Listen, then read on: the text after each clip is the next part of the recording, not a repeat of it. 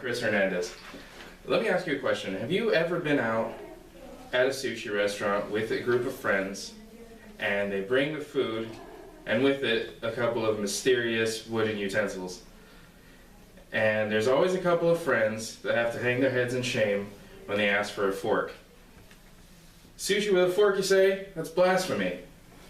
Personally, I've used chopsticks since I was a small child. To me, they're as natural as a fork.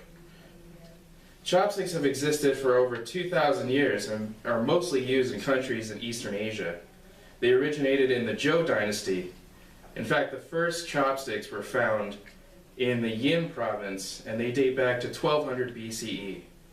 They were first used in 400 AD for eating, when cooks had to cut food into smaller pieces to accommodate the growing population.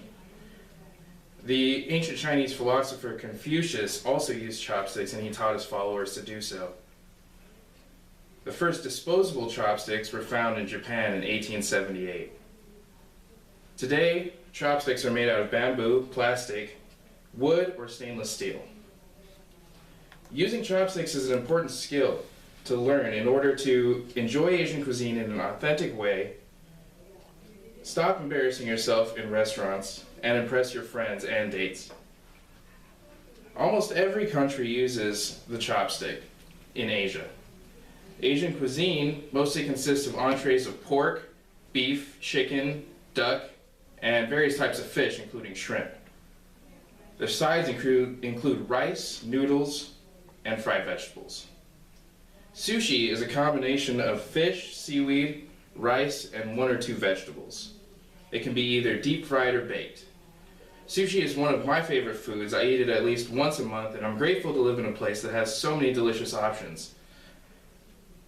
Rice might pose a little bit of a challenge, but because of the rice that is used in Asian cuisine, it clumps together to make it easier to grab with chopsticks. How many of us are the friend that has to use Occidental silverware to enjoy our Oriental feast? Raise a show of hands, that's okay. Here are some basic instructions. Fret not, because I have brought some to show you. First, you take the chopsticks, you snap them apart like a wishbone. Then you want to rub them together to get rid of splinters. Now you take the first stick and grasp it with your dominant hand between the lower joint of your thumb and stabilize it with your middle finger. Some people use their ring finger as well. Just like that. Now you take the second stick and grab it between your index and your first finger, just like a pencil.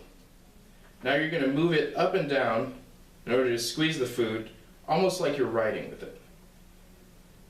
Now you want to start with the sticks wide apart, then close them around the food, firmly but not tightly. You don't want to destroy the food. Now here are some tips.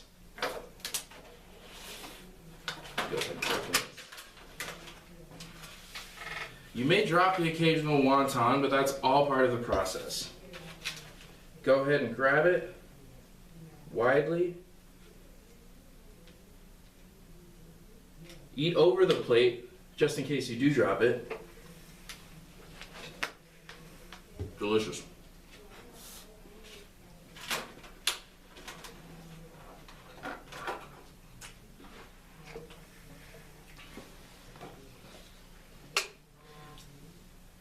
You want to start with larger solid food and work your way up to rice or noodles.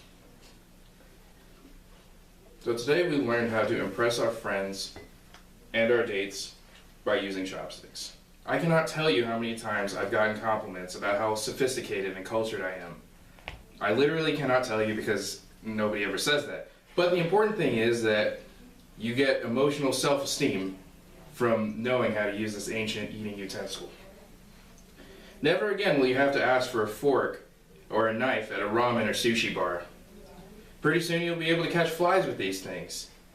At least you will if you go to the hole-in-the-wall places that I go to. Confucius used the chopstick because he believed that they contributed to a happy and contented mood when eating meals.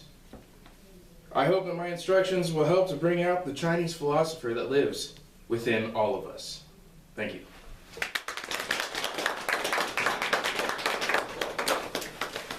I did say one time, but I really I think that we've been here for like 2-3 hours already. So.